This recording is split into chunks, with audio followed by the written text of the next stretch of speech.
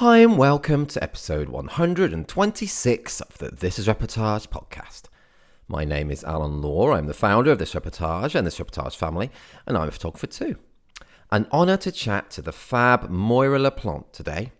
One of the best documentary family photographers in the world, Moira has recently ranked second in the USA on This Reportage Family for 2022 and 13th in the world. Not only that, but alongside her husband, Jesse La Plante, they were our overall photographers of the year for 2022 on our wedding site, This Reportage. Incredible feats. We focus more on her family work today, as Moira shares all about how she began her photography journey and discovering documentary family photography, why being present in the moment is so important, her favourite focal length for capturing families, the story behind one of her specific Reportage Family Awards, working with her husband, Jesse, and how they outsource to each other, why building strong connections with her clients is so important, and so much more. Speaking of Jesse, I also had the pleasure of chatting to him for an episode, which I've also released today, two for the price of one, so to speak. So if you'd like to hear from him as well, check out the next episode, which is available right now. Right, over to Moira. Hey Moira, how are you doing? Hey Alan, I'm doing really well. How are you? I'm good as well, thank you. Yeah, all good. It's lovely to hear your voice. Likewise. Oh, that's cool. That's cool. What time is it where you are? It is 6 o'clock in the morning. 6 in the morning. That is dedication. Thank you for getting up early to talk to me. Oh, do you normally get up early? Are you an early riser? Typically, yes. I would say about 3 years ago, I decided that I wanted to be an early riser. So I spent about a month training myself to wake up between 5 and 6 a.m. Oh, wow. Nice. What I will tell you is I don't normally get showered and dressed this early. And then find out it's just audio only. So you could have just exactly. been Yes. Sorry about that. It's good. It's a good way to start the day, just like prepped and ready to go. And it kind of puts your public facing face on. That's true. And so why were you training yourself? Was it just to increase kind of productivity, or were you doing something else in the early hours, or? No, sometimes I just like to give myself little challenges that have nothing to do with work. And it turns out I really liked it. Jesse will occasionally wake up at the same time, but more often than not, he will sleep in a little bit longer. And it's just kind of a nice, beautiful time to be awake and just revel in the quiet. I think I also discovered that I am more productive when it's dark in the morning, and in the winters, it can get really dark here. And so it's easier then for me to shut down earlier at night. Once the sun goes down, I want to go to bed. I want to get cozy. And so being able to wake up and get some work done while it's still dark has been really beneficial. Oh, that's cool. Yeah, that totally makes sense as well. Totally makes sense. I get up early as well. That's because the kids, really having to get them ready. So we set the alarm for like 5:45 every morning. But we have like an hour and a quarter in bed with coffee though. This is really nice. I really like that. That's nice. That sounds lovely. I would do that, but I just, and even this morning I brought our space heater into the office because I didn't want to turn the heat up yet because like Jesse's still sleeping and I wanted him to, be able to enjoy that and I didn't want to like cook him out of bed. That is nice. That's a nice, considerate partner you are there. That is nice. Thank I you. like it. Well, when you work together and you live together and you spend all your time together, I think you have to be a little bit more so than other times because, the relationship is really an important part of it. Yes, that is so true. And that's cool. I look forward to talking more about that later on as well, because that's an important part of you too, which is really cool. And whereabouts are you then? Because are you in Colorado? We are in Colorado. We are just outside of Boulder. So we're in Boulder County. We're in a little kind of suburb of Boulder called Lafayette. And we're here, maybe for another few weeks, but we're in the process. I hope I'm not jumping the gun here and going to eat my words later, but we are in the process of buying a property elsewhere. That is exciting. And you did mention to me, it sounds like quite a spacious one as well. Yes. Yep. It's about 50 acres. Wow, and that's mental. 360-degree views of the mountains, and it's just in a really cool area, and we're pretty excited about it. Wow, gosh, yeah, that's so big. Have you got any plans? Are you going to get llamas or giraffes or something? Or Well, so it's an open graze ranch. So there are cattle that will probably roam through the property. But no, I think we're just going to keep it as natural as possible. It's got a lot of the native birds and animals, coyotes, mountain lions. I hear there are some bears too, lots of deer. Yeah.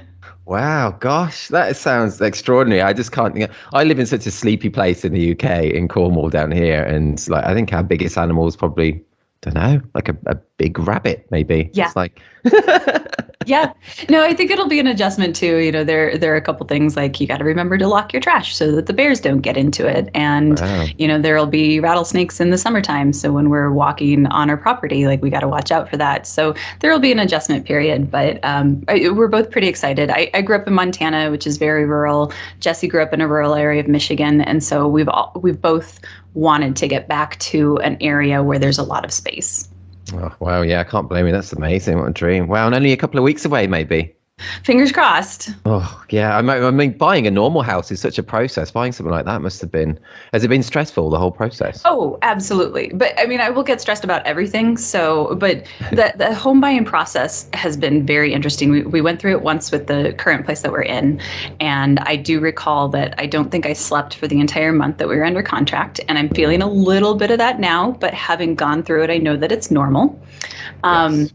But yeah, it's not easy. And we're selling this house, so we're working on, we did some painting. We just had it staged for photos the other day, and it's just everything. I mean, before we did this, I was opening drawers because I couldn't remember where we put our microphone, and I had to get everything hooked up. And so it's a little bit of chaos, which I don't love, but I also know that the payout's going to be there at the end. Yes, the end is in sight. Well, fingers crossed it all goes well for you these next couple of weeks. And oh man, I'd love to see it one day. I've said so many times this podcast, and people are probably absolutely sick of it. But my experience of America is only Vegas. I've been to Vegas like 8 or 9 times now. I've never been anywhere else in America. Oh, Alan, you have to come to Colorado. It's so easy to get to Colorado from Vegas. It's like maybe $100 round trip. So even the next time, I'm assuming you go to WPPI. Yes, quite a few times. Yes. Yeah. So the next WPPI you go to, just take a quick little trip, extend your vacation by like a week, take a quick jaunt to Colorado, and we'll show you around. Oh, I'd love that. Honestly, Moira, that would be so cool. That would be so cool. Do you so you must be pretty near to it. I did Google where Colorado is. I did have to Google where Colorado is. My geography's so bad. And you are pretty near, I guess, in terms of like American states to Vegas. Yes. Yeah. Yes. Yeah. Well, and that's the funny thing too is, I grew up in Montana again, and it's the 4th largest state in the U.S. So it's a big state. And so when we think about, like going 2 states over, that's a long drive for us, or, it's several hours flight, especially in the Western US where the states are a lot bigger. And so, yeah, thinking about like getting around in the UK, I was just like, that's so easy. Everything's right there. Yeah, everything. That's funny. Have you been over to the UK before?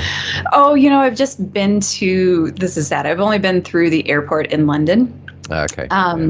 But we will be there in November for 9 Dots. So I'm very excited to get to see a little bit and spend some time there. And we're hoping to extend our trip so that we can do a little sightseeing and play tourist for a bit. Oh, that's cool. Yes, you should make the most of it. Yeah, so I'll be meeting you because I'll be at 9 Dots. I've been to everyone before, so I'll be up in Leeds. I'm so excited. Yeah, we get to meet all of our UK friends who we only know through video chats and podcasts and Facebook. So I'm very excited to meet people in person. Oh yes, that would be great. That would be really cool. Have you got your talk nailed already? It's only like 8 months away.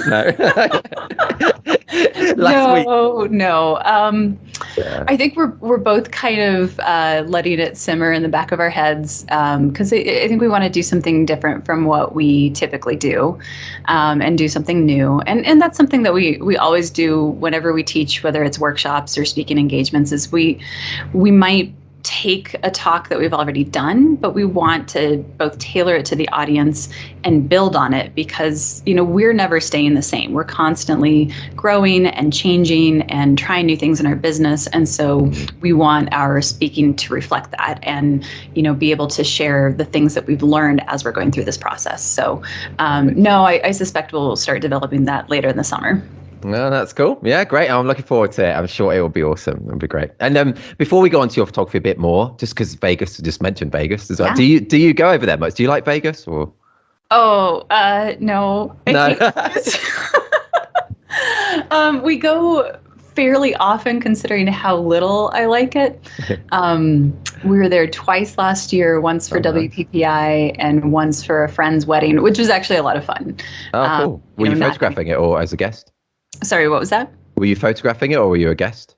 No, we were guests, and it Nice. was probably the most fun I've had as a guest at a wedding because it was a friend of Jesse's from high school and college, and he reached out to us about who they should hire, and we were never on the table because he's like, we want you to come, we want you to have a good time, be able to drink and not have to worry about operating a camera. Yeah, that's good. That's a good friend. That's a good friend. Yes. Yeah. And so he asked, like, who would you recommend? And a lot of times I've had friends ask this, and I send a bunch of recommendations, and then they hire someone that I'm like, maybe not. But this guy, so we were like, hear us out. This is going to sound a little crazy, but fly Christian Cardona up from Colombia. It's going to be completely worth it. You're going to love your photos. It's going to be a great time. And he did.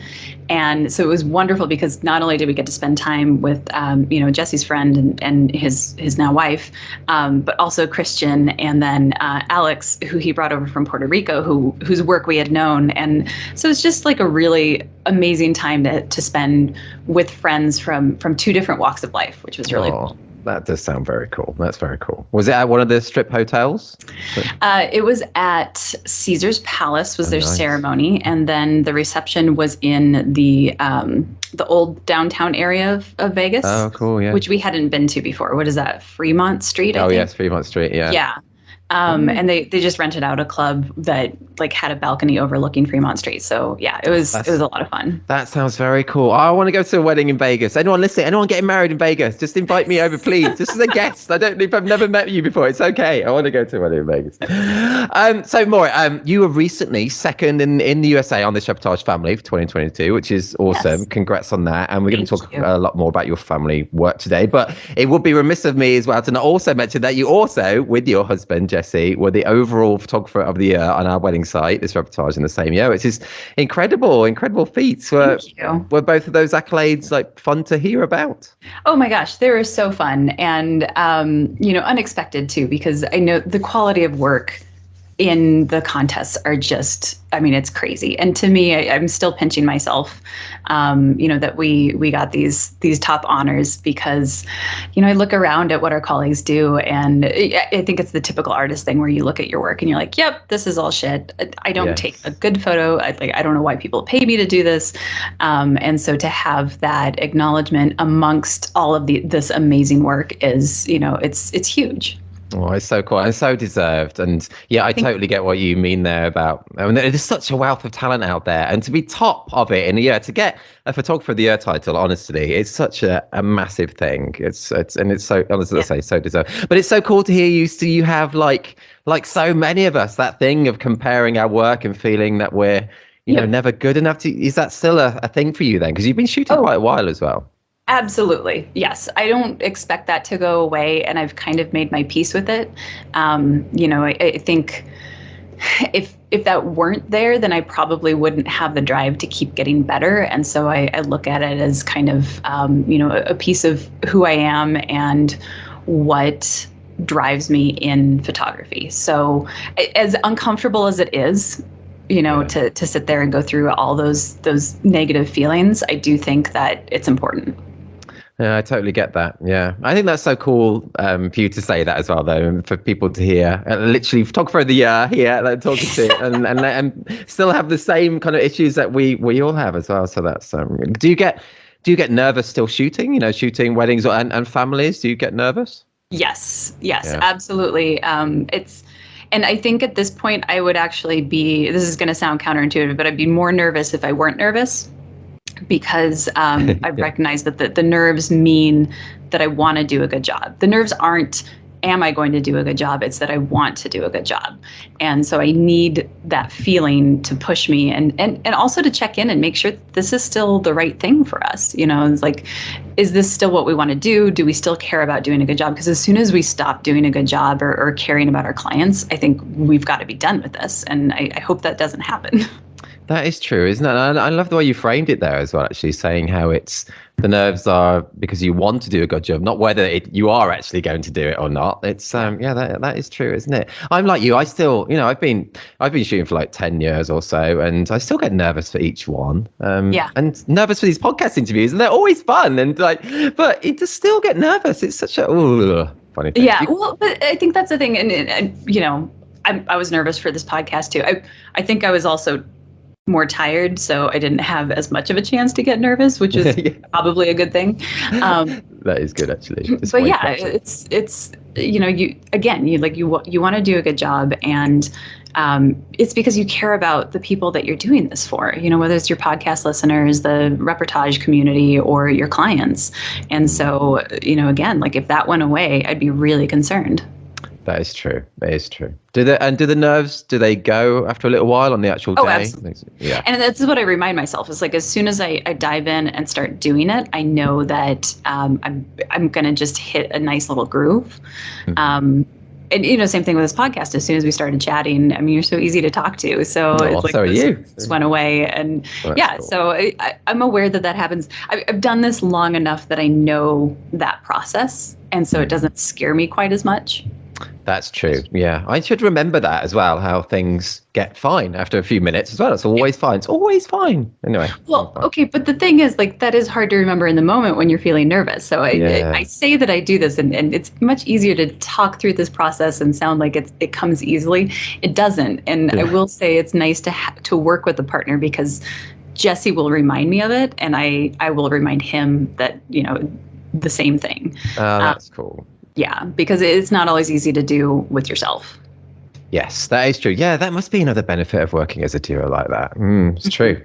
Okay, Moira, let's go back some years. About, I don't know how many years yet, but about your journey into photography. And I've read that you grew up in a family-owned catering business, which sounds interesting. And can you tell us more about that and like how you became a photographer and then how you got into family photography? Yeah. Wow, you've done your research. Well, I think it's one place on our website, and most people don't read that far.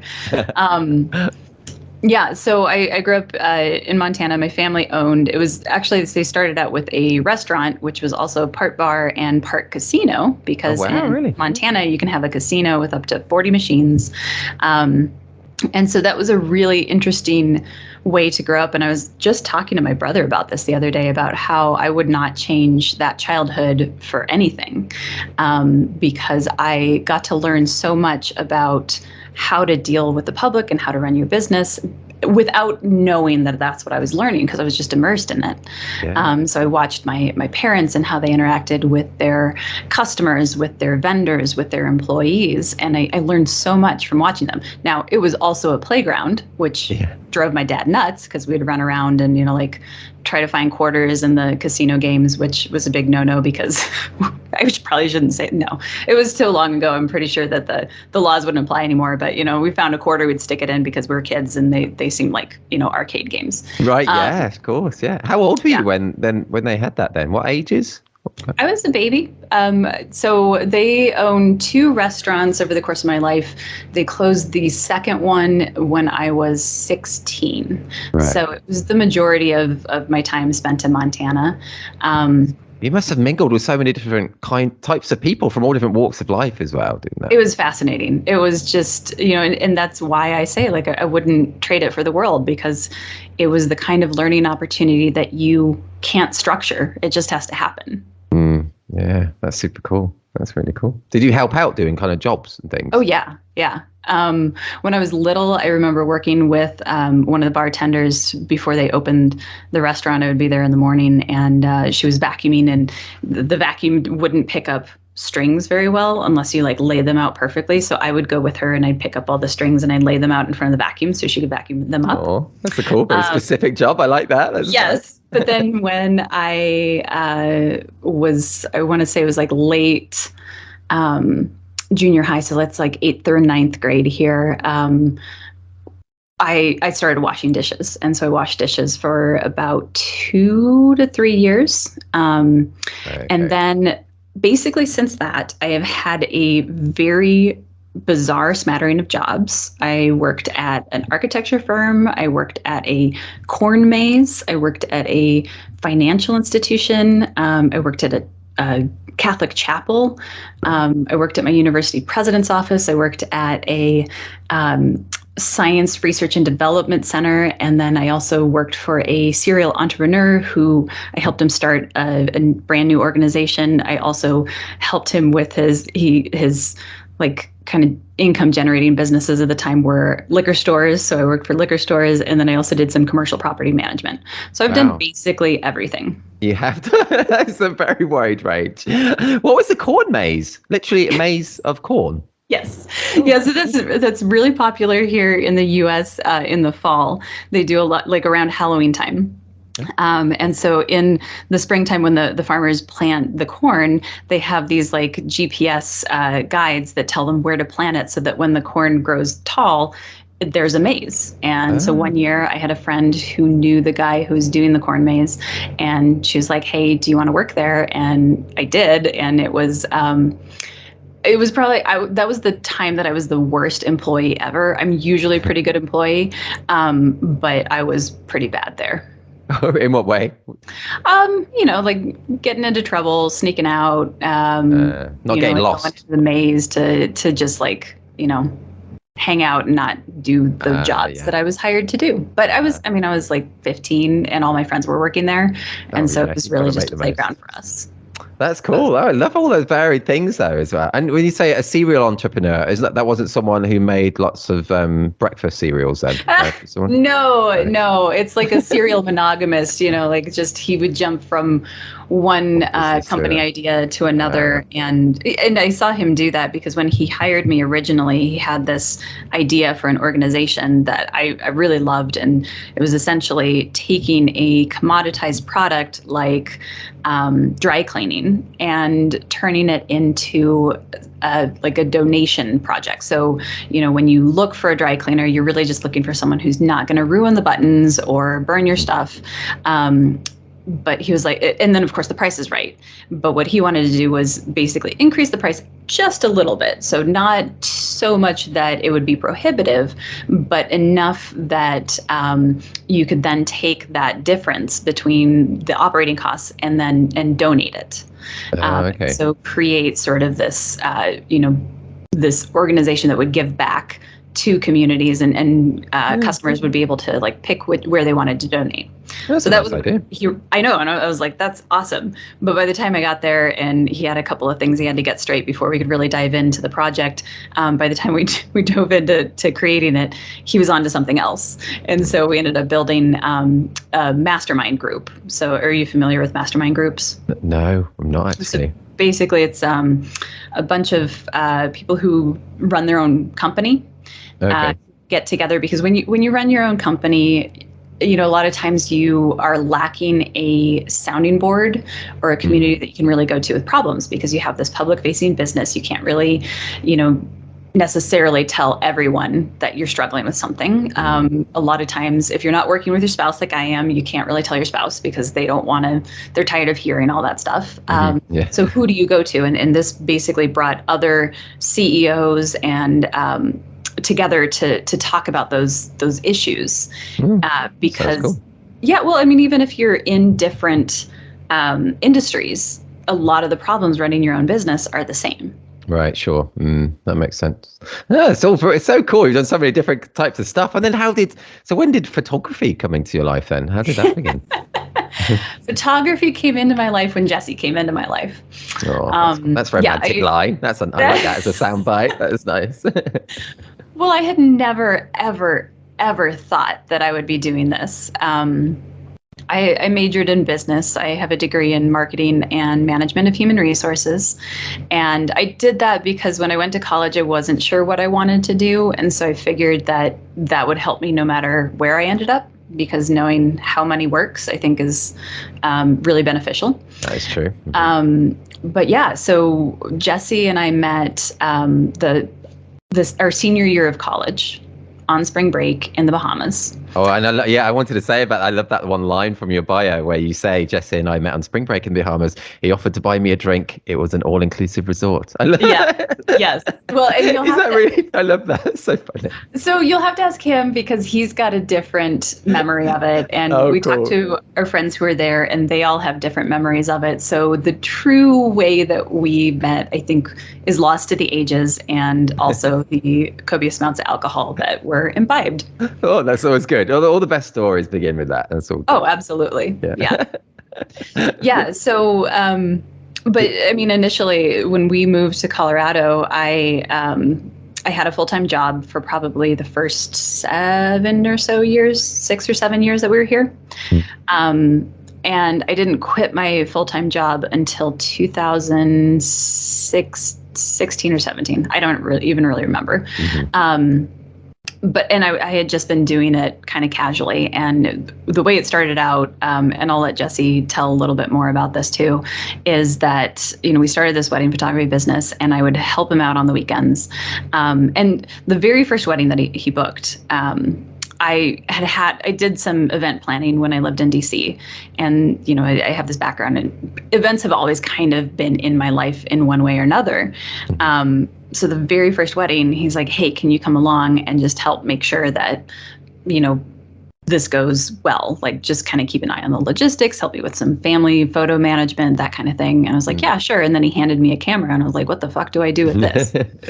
And I think maybe for the first 3 years that I helped him out, he delivered possibly like 3 or 4 photos that I took. And the whole time I was like, I'm not a photographer. This isn't what I want to do.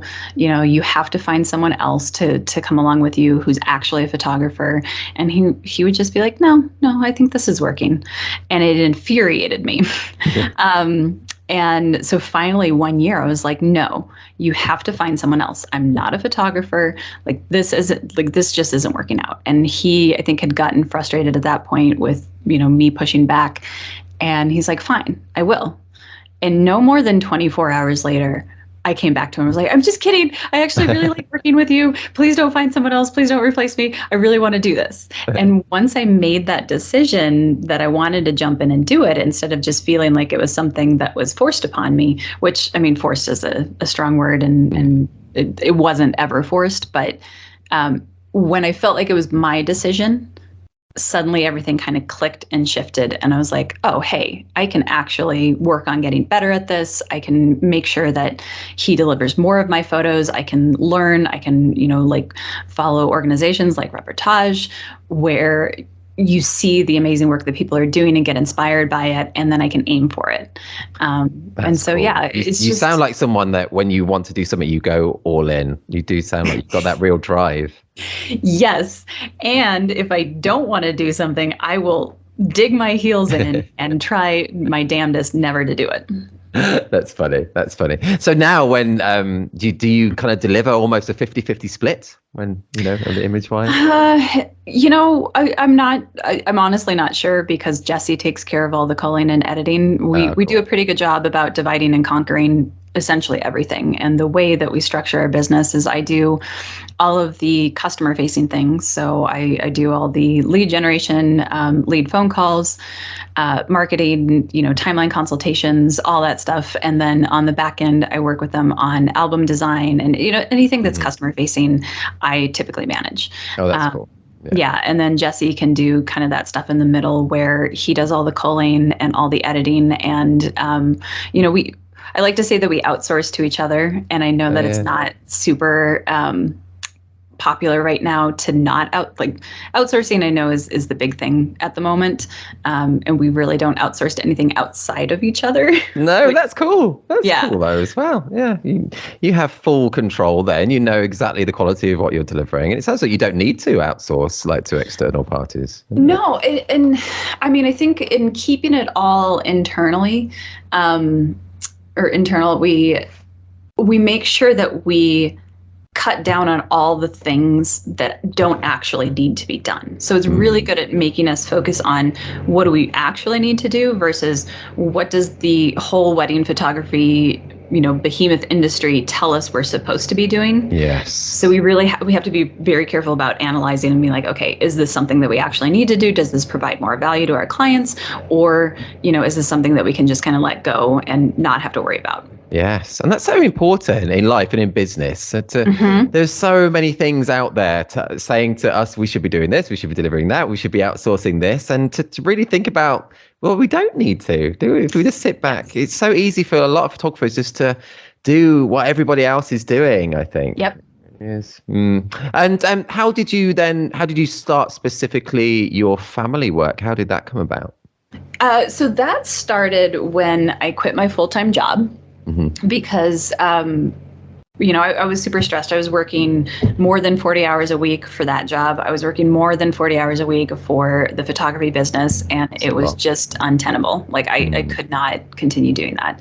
I felt bad for Jesse because every time I came home from work, I was just angry and, stressed. And so he was the one who suggested it. Cool. And I was like, yeah, maybe that could work. So I quit my full-time job, but I was definitely concerned about money because suddenly we had this stream of income that was going away. Yeah, so sure. I'll have more time so I can do family photos. And I started out with just our past clients, let them know. And I also at that point was still not very good at photography. So I just, I did what I could. I did the typical style of family photos, the looking at the camera, trying to, and I've never been good with like style guides. When people ask me what to wear, I have no answer for that because I wear black all the time. And so if the answer is not black, then I don't know what to tell them. I'd be like that as well. I would not have a clue. Yeah. I've learned enough that I can pare it back, but if they want me to send them like a Pinterest style guide, I'm like, no, you are on your own.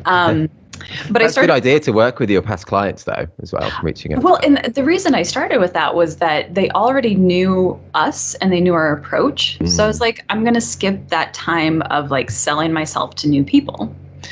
And it's been really beneficial because, we have a very distinctive style for wedding photos, and the people who hire us really, really love it. And so being able to then take that and say like, cool, you can also get this for family photos is great, because then I don't have to sort through all the people who just want the typical, photos that I started out doing. And so, to kind of go back, like I started doing the normal look into the camera, family photos, and it just wasn't that interesting. And I'm not sure when or how I came across it, but I came across this idea of documentary family photography, and I started looking into it more, and it coincided with when my niece was born. Oh, cool. And so the very first time I went to visit her, she was about 8 months old, and she lives up in Montana. I brought my camera, and I started taking these photos just around the house with my brother and his wife and my little niece. And I really fell in love with not only the casualness of it, but also going back and looking at the glimpse of what their life is like. It's not this airbrushed Instagram filter worthy, like staged idea. It's so real.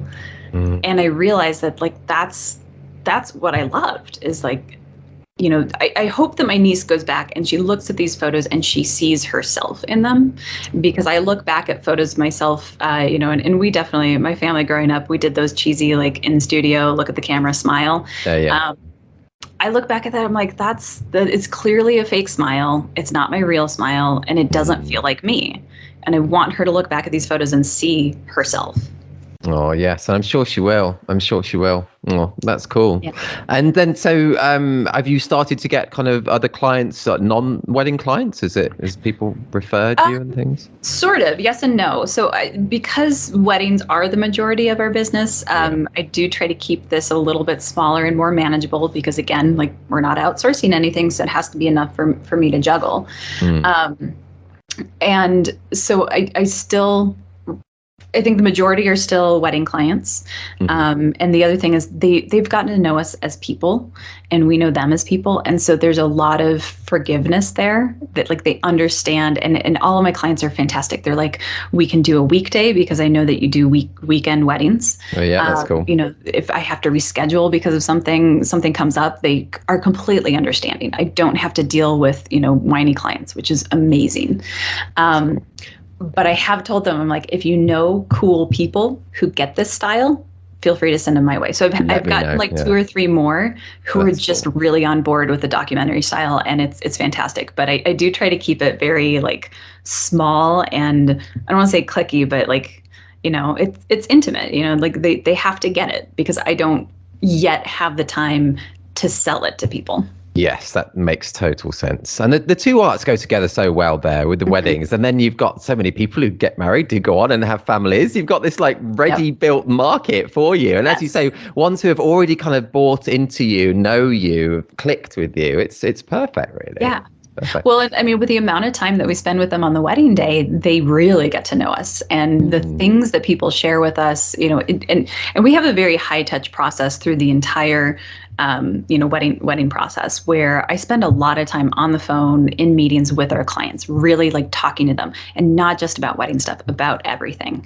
And so we're trying to make that really strong connection so that then they're comfortable saying, yeah, come into my house. You know, it's not clean. This is the chaos of our life. And, you know, this is just what it is. But we know you and we trust you to capture the things that are important to us. That's cool. I've never heard that phrase before, high touch. That makes total sense. Yeah, it's a cool phrase as well. It's there you go. You get a portion of my Georgetown Business School education right there. I love that. Free business tips. It's awesome. That's cool. And Moira, what about specific? I wanted to mention one of your specific Reportage Family Awards. I love it. Obviously, you've won loads, but the one I just wanted to mention is one where it's like a child is eating what I think is probably birthday cake in the foreground, but instead of focusing on the child, you focus on all the people in the background watching on instead. And I just love that. You've got like the guy in the center who looks like he's got loads of love in his eyes. It looks like that to me anyway. But then you've got Grandpa. Oh, it is Grandpa. That's cool. And then you've got lots of other expressions from the other people though, and some even look, you know, a little bored, and someone's taking their own photo on their phone. It's so great. It's so different. It shows like there's such a different side of a typical moment. Can you tell us a bit more about that shot?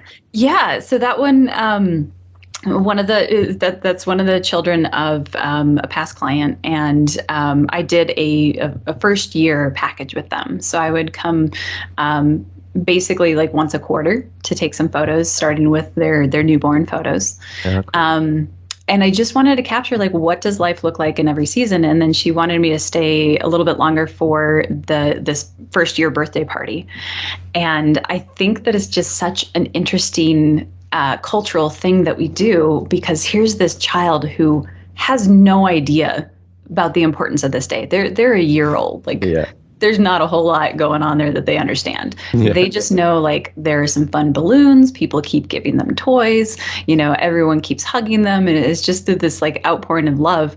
But to watch the cake smash anticipation and to focus on the adults who are there, because I don't think there was another person younger than, I want to say like 8 years old at that party. So it's just this like baby surrounded by this community that loves her. But also like the party's for them. The party's not really for her. Yes, that's true, isn't it? Oh, I just love it, because most people would focus on the child as well. Yeah. You know, that's what all the photos, that's what all the viewpoints are. But that's how everybody else is seeing the scene as well. Yeah. Everyone's attention is on the child, and suddenly you've switched that, and we then see as a viewer something that we generally don't really see in life. I think it's awesome. Yeah. I just love that. Well, you know, and I took photos focused on. Yes, I'm sure you did. Yeah. The kid's name is Eddie. She's adorable. Oh, cool. But yeah, and that's, I think, one of the things I like to try to keep in mind is when you're photographing a scene, you know, you have the stuff in the background, you have the stuff in the foreground. Sometimes they're both the interesting subject. And so from that angle, it was so easy to just, focus on Eddie and then focus on the background and be able to capture both of those things fairly quickly. Yes, that's so true. I mean, and it is, as you say, it is an easy thing to do, but still a lot of us don't think of doing that, I think. So it's just great that you had that thought to capture the scene differently like that. I just love it. It's really unique image, actually, I think. It's really cool. Yeah, it's awesome. And that was, did you say that was the child's grandpa in the middle? Yep. Yeah. Yep. Oh, and you can see the love in his eyes. You can. Yeah. You really can. But I love all the different expressions around as well. Yes. It's awesome. Well, and it's the whole party too. Some people were totally into it. You could tell that others that were just kind of there to hang out, drink a couple beers, eat some food, and, didn't quite get the 1-year-old birthday party thing. Yeah, and you get all that from that image. It's awesome. Oh, cool. Yeah, thank you for talking about it. People listening now, do head to thisreportagefamily.com or thisreportage.com. I'll include that image that Moira just spoke about. It's really, really cool. Okay, Moira, let's change tack slightly. Okay, and you mentioned before we started recording that you have listened to some episodes before, so you think you might think I think you might know what I'm going to ask now. I think I do. And it's something that you've not researched into. You've not watched the entirety of Netflix over the last few days. No. So and just a note about that is because Jesse does all the editing, he watches an amazing amount of Netflix movies. Oh, okay. So he's going to be really good at this. Okay. I spend a lot of time writing emails, and I've learned that I can't watch stuff while writing emails because then I start typing out the dialogue.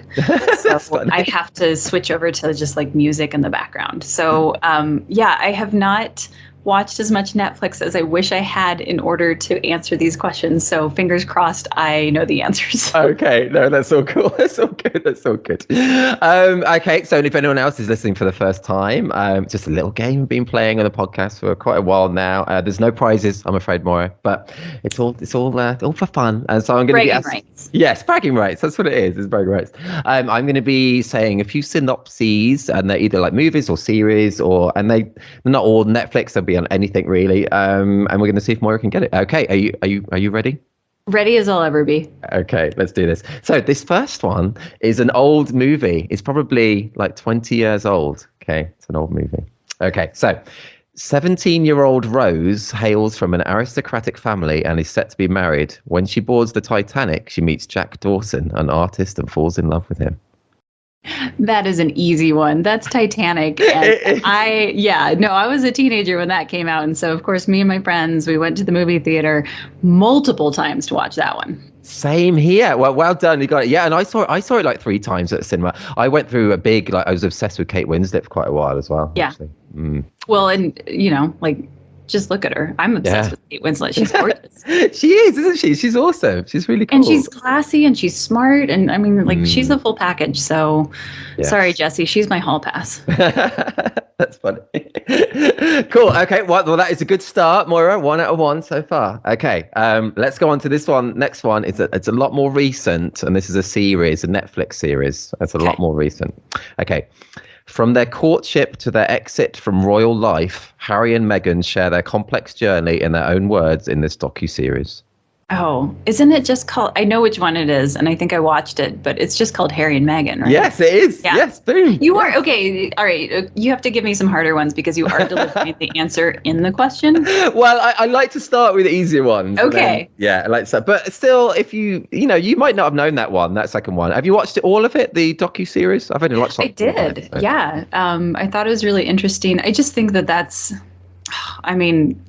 as someone who lives in the U.S., the whole obsession with the Crown and all that, and the Crown's another one that I absolutely love, and just visually, holy cow, it's amazing.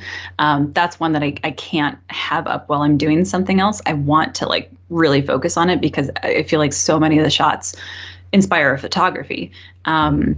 But yeah, the obsession with royalty is just super interesting to watch as someone who lives in the U.S. Not only where you are, but also there is an obsession here in the U.S. with the British royalty. Yeah, I remember finding out about that and the obsession that a lot of people and the U.S. media have with the royal family as well. Yeah, I've never got it myself, but yeah. Anyway, okay, 2 out of 2, Moira, let's go for your third one. And this is harder. This is more difficult. Okay. All right. Okay, so this movie is a movie. It's probably, I don't know, about 7 years old, something like that. Okay.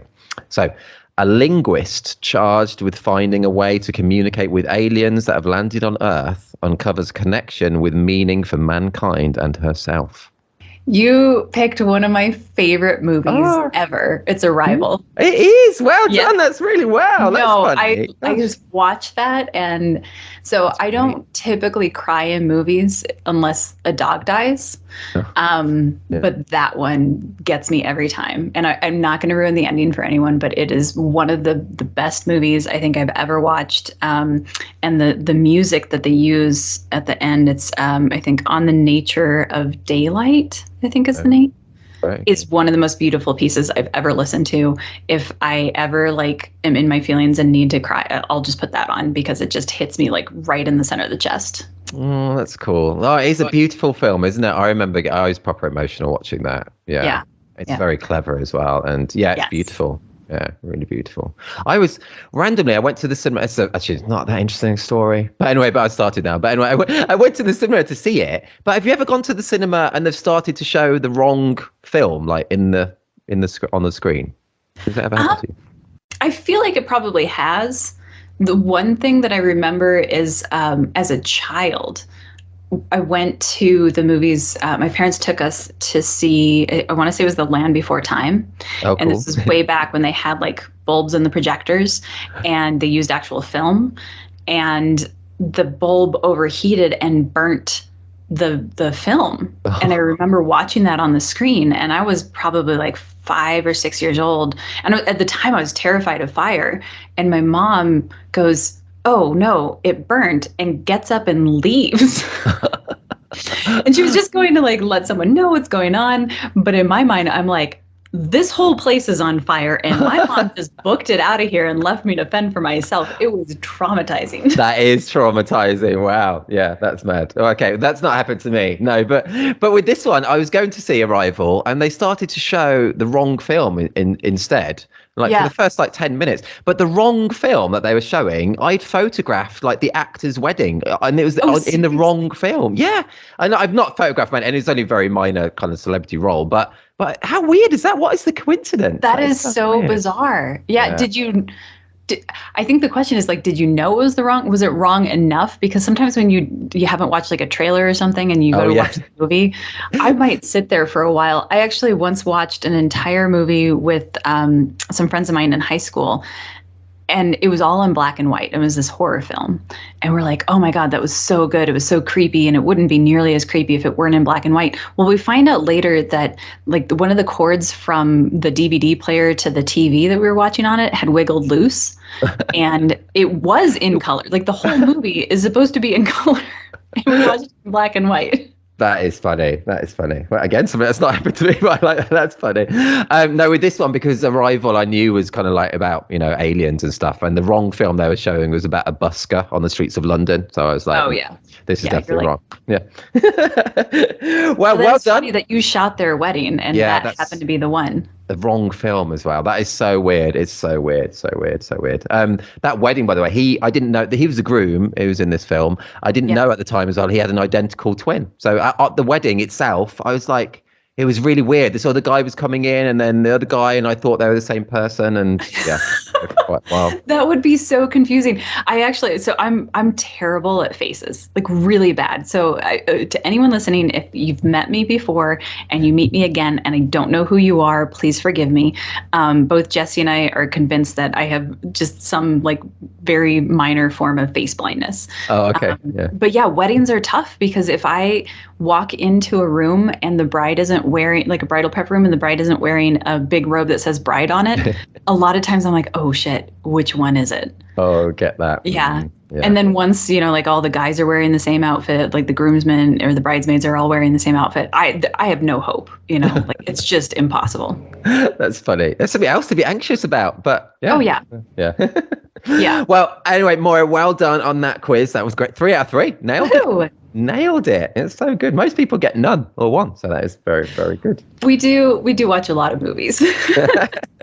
I need to watch Arrival again. It's great. It's great. You mentioned it slightly in what we just spoke about, and I think I know the answer to this then, Moira, but let's ask it anyway. Cats or dogs? Oh, dogs. You're a big dog person. Do you have dogs then? No, I like dogs too much to have a dog. Oh, really? In what case they'll go? We travel a lot. So in non-pandemic years, I think like 2018, 2019, we spent 1 out of every 3 days on the road. Wow. Right, yeah. And I just don't have the time that I would want to spend to train them or to spend time with them, honestly. And as of right now, we don't have the space for them. We soon will, so we soon will have a bit visit of that conversation. But no, the result of it is soon. I just adopt every dog that comes into my vision. Like any dog, whether it's at a wedding or just on the street. And Jesse laughs at me because I'll be in the middle of a conversation, and if I see a cute dog, I will just stop and I'll watch the dog until it disappears, and then I'll pick up the conversation right where I was. Oh, that's cute. They are beautiful, though, aren't they? Yeah. They are. I love dogs at weddings as well. Dogs at weddings. Oh, so much. I always tell couples if they have their dog at their wedding, they need to be prepared to get like hundreds of images of it. Yeah. And the nice thing is that if a dog is important enough to people to have at their wedding, they're like, yeah, that's totally fine. That's cool, isn't it? Yeah, that's cool. You must take a lot of them on family shoots as well then. A lot of people have dogs. As of right now, I think most of my families don't really have pets. Which is interesting. I never even thought about that. Yeah, because normally people start with pets as like kind of practice for kids, don't they, and things. Yeah. Oh, okay, I'm going to start like pressuring them to get a puppy. Yes, just do it. For me. I've got a dog. She's quite old. She's like, I think 15 now or something. So yeah. What kind? She's a collie cross. We don't know what she's crossed with. The owners said they just saw her outside with a black dog. I know. I know. So I don't know what she's crossed with, but she's gorgeous. Yeah, called Daffy. Yeah. Oh, collies are pretty high energy too, right? Yes, they are. Yeah, she is. But she's doing so well. 15 as well. She's doing so well. So touch wood. So yeah. Yeah. No. And I grew up with dogs. I had a chocolate lab. Was my first dog. Her name was Cinnamon. Oh, nice. And then my second dog was also a cross. My parents think that she was a flat-coated retriever. I think that she was sort of like lab border collie, but she was brilliant. So smart. Too smart in some cases. Like she knew that she wasn't supposed to sit on the couch, but she knew the only person who cared was my mom. And so when my mom was out, she would climb up on the couch with the rest of us.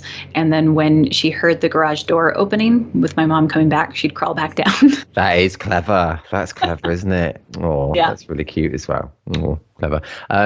Yeah, and it reminds me of, I don't know why, just at the first film I remember my dad taking me to at the cinema was Lady and the Tramp, actually. So really? Oh. Yeah. Have you seen it? Yes. Yeah. That's classic, isn't it? Anyway, sorry, it's not. I love talking about dogs, but we're not a dog podcast. People like you. It's like, let's talk about photography. Let's talk about photography. So yes, Moira, do you have? Let's go. I don't ask many technical. When this is a not very technical question, but do you have like a favorite kind of lens or focal length for your family work specifically?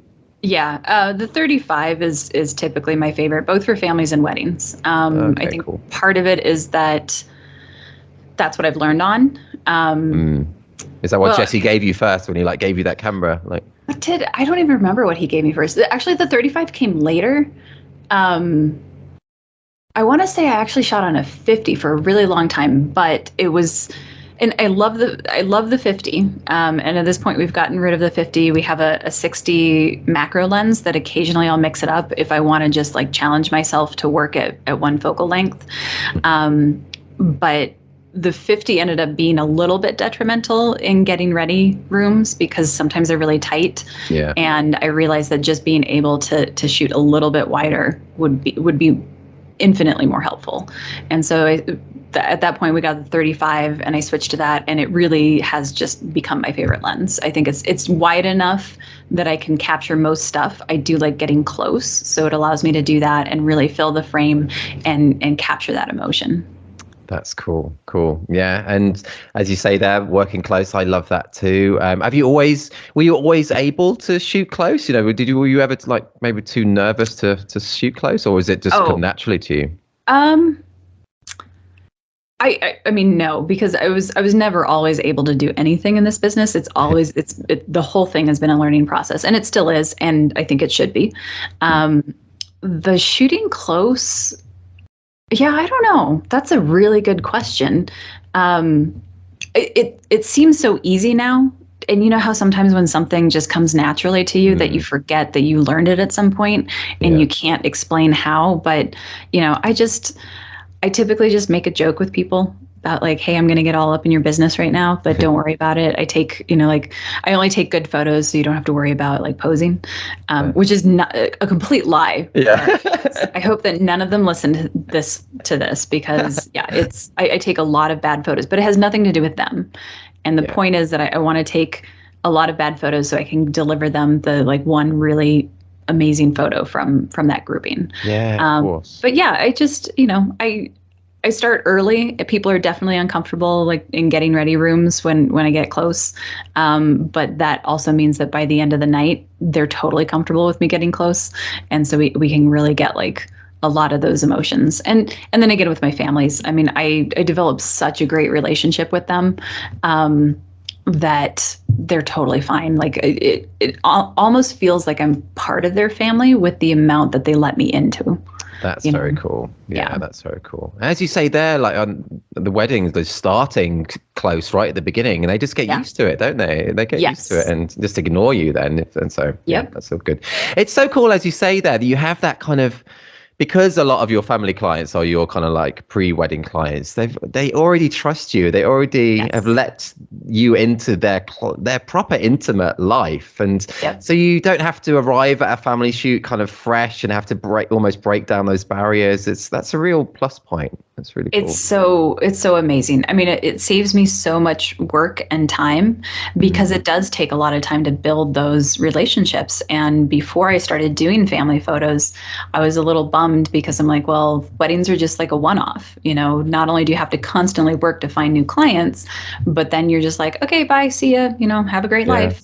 And so this has been an amazing way to continue doing that. And I tell anyone who reaches out to us, who I talk to about, photographing their wedding, I'm like, if we photograph your wedding, you basically become part of our really lame crime family, in the sense that once you're part of the family, you can't get out of it. Like, you're just there.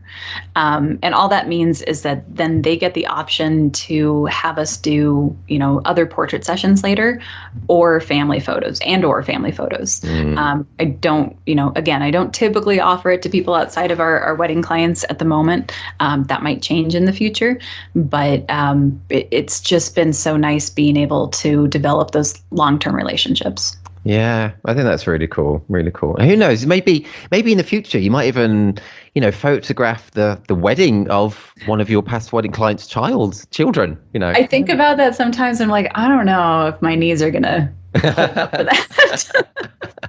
That is true, though. Actually, and that leads me on to a question that I sometimes ask. Do you think about the future? Do you think about whether you'll still be shooting, families or weddings in 10 years' time? Do you think like that? Yeah. Oh, all the time. Yeah. But you just be like having loads of cattle on your kind of ranch. So. Well, with especially with COVID, when we saw what happened to the wedding industry, I think that really hammered home to a lot of people that even though, and I was thrilled that weddings kept happening, and we have a distinctive enough style that when people hired us, they wanted us to capture their wedding. So even if they dropped all the guests, they still wanted photos, and they still wanted us to do that. So with reschedules, people would reach out and look at our calendar first, which was a huge compliment, and it just tells me that we're doing this right. Yeah, that's a big deal. Yeah, there is.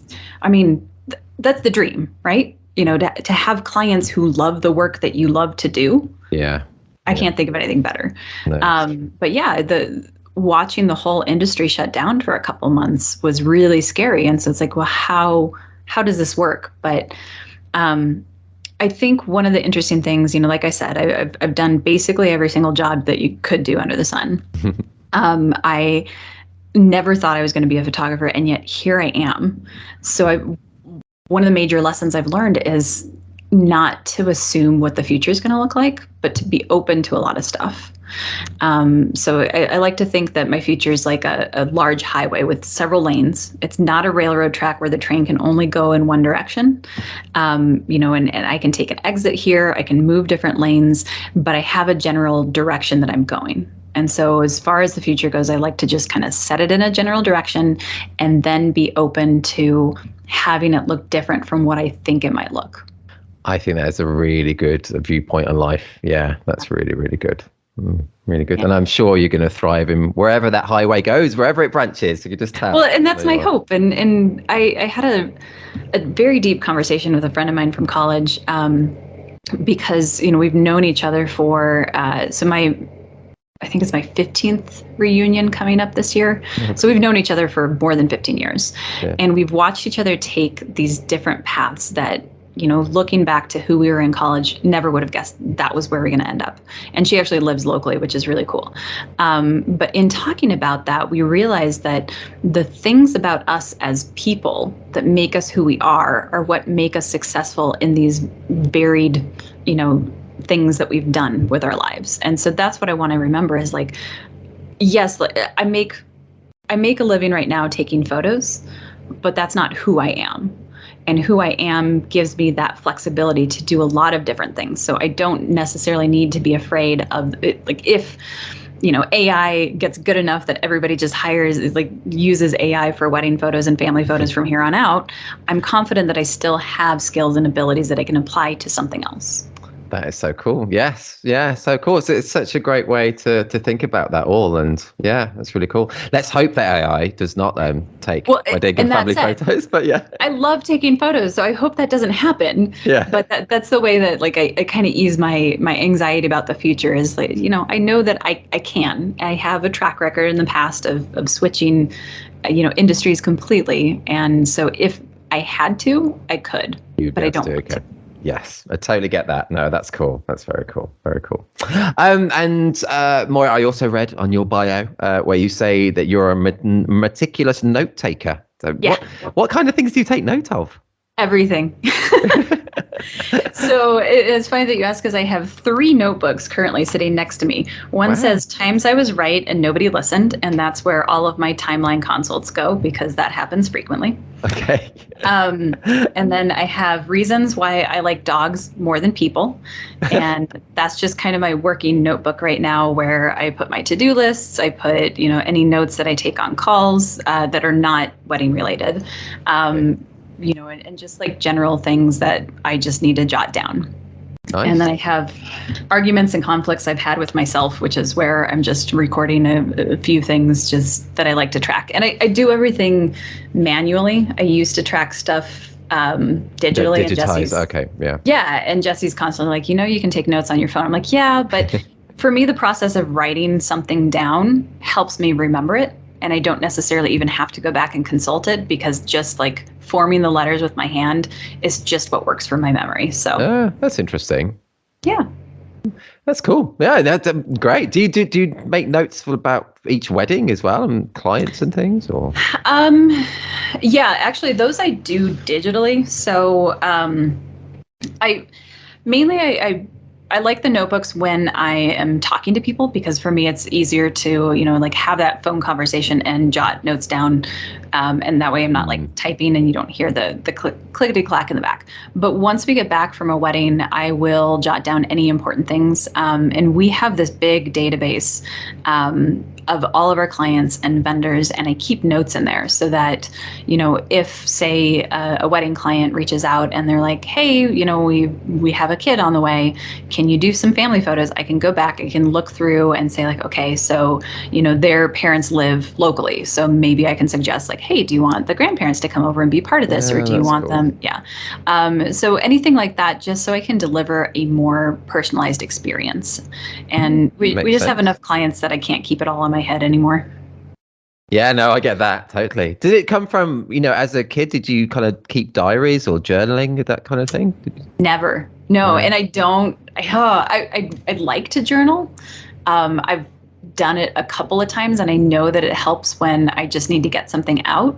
But I always have this, I think that I could journal if I wrote it down and immediately just like shredded it, because I don't ever want to like read back and cringe and like, you know, or like relive my life. Especially certain days. I'm like, it just doesn't appeal to me, but I do know that it's beneficial. It's just, that's a little hurdle that I have yet to get over. Oh, I get that. Yeah, I get that. And my mom has been keeping diaries, I don't know, for the past 40 years. And it's like, I mean, one day they'll be, you know, probably left to us. And I just don't know if I'd ever want to read them as well. Like, they're very personal. Yeah, super personal. Yeah. Anyway, bizarre thought. But anyway, cool. Moira, I've just looked down. We're over an hour, and it really, I do say this often, but it really has flown by. It's so easy to talk to you. I just looked at the clock and I was like, there's no way it's past 7 at this point. Surreal. Yeah. It's still 7 a.m. for you. Yeah. Yeah, but I have the whole day in front of me. What time is it where you are? It is 2:10. 2:10 in the afternoon. All right. Yeah. That's not bad. No, but thank you so much. I've still got time for one more question, but I just want to say before we go on to this, but like, honestly, it's been so lovely talking to you. It's so cool to talk to you. Yeah, no, this has been a lot of fun. Oh, that's cool. Okay, let's do one last question. Let's do a tip question. So yes, Moira, what would be your top tips, or top tip, or just your thought to help someone become better at the documentary side of family photography specifically? Yeah, just any kind of, I don't know, anything that someone could take away just to improve their kind of documentary family skills.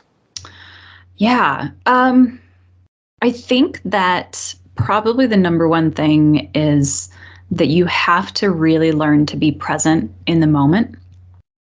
I think, you know, I'm guilty of having far too much bouncing around in my head. And honestly, I think this is one of the reasons that I love photo sessions, you know, especially documentary photo sessions, is it gives me an excuse to not be checking my phone, not be thinking about other things. I'm like, this is my client's time. And so I am focused on them. And so I can let everything else fall away, you know, all the emergencies, quote unquote emergencies, because let's be honest, most of them aren't. I don't have to worry about, and I have a legitimate excuse, and like, I'm with my clients, but it gives me the chance to let all that noise just like dim and really just be present. And then again, being present is helping you see people better, because I really try to not see what I think I'm going to see, but see what's actually there. And this is an ongoing struggle and just something to constantly work on. But you know, it's we all have preconceived notions about every single person that we meet. And so I try really hard to not have those when I'm shooting, so that I can just like actually watch, how is everyone interacting? You know, what am I seeing that you'd normally gloss over if you weren't really paying attention and being present in that moment? That's great advice. Yeah, that's great advice. It's so cool. Hard though. Like I'll be the first to tell you, like, this is probably the hardest thing I've ever done, but it's a worthwhile thing to shoot for. I think both in business and in life in general. It's so true what you say. I've not really thought about it that much in that way, that we do have kind of preconceived ideas about everything that we're looking at, I guess, and everybody that we're looking at. Yeah, so to separate that and just actually that's so true. Well, and I think so one of my favorite things in life is to be surprised by people. And so I've realized in the past.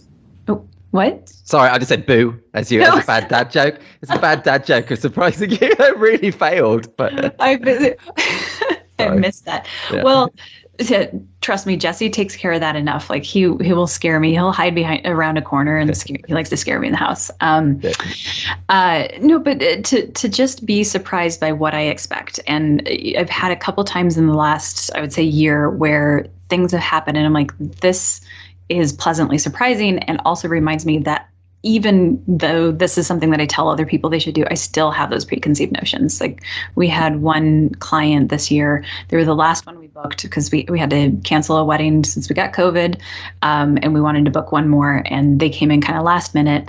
But their original budget was like 1/3 of what we start at.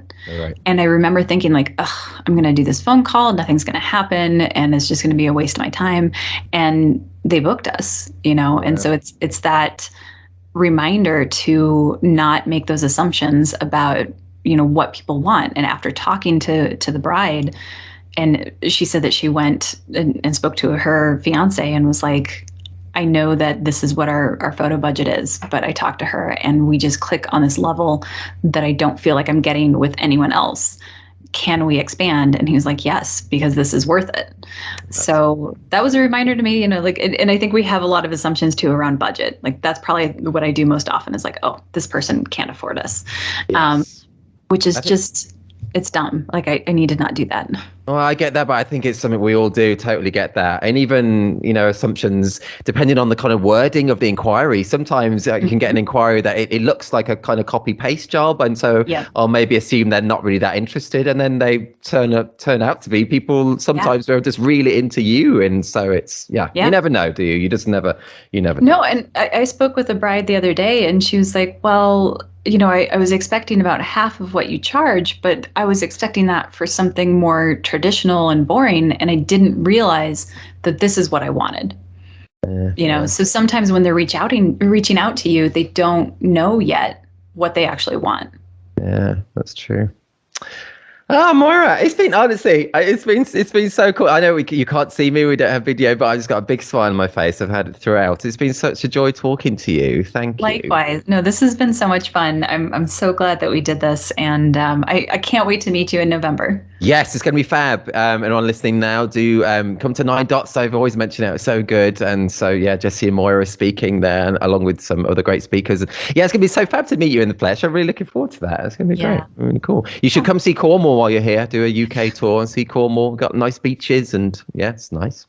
Well, are they nice in November though? No, probably not. Although actually, no, they are because most of the there's no tourists here then as well. So I quite like out of season kind of beaches. You know, it's nice. And that's typically when we do most of our travel is in the off season in a lot of touristy areas, simply because of, wedding season is also high tourist season. So we're working and then, but that's, as of right now, that's the plan, is to extend the trip a little bit, do a little bit of a tour. We definitely want to go up to Scotland too. Because you'd be quite near as well with Leeds for the. So you should definitely do that. Yeah, you should. It's beautiful, beautiful up there. Beautiful. Maura, okay, great. It's so fab talking to you, and thank you again for your time. And I will see you in 8 months' time or something. Anyway, so, it's cool.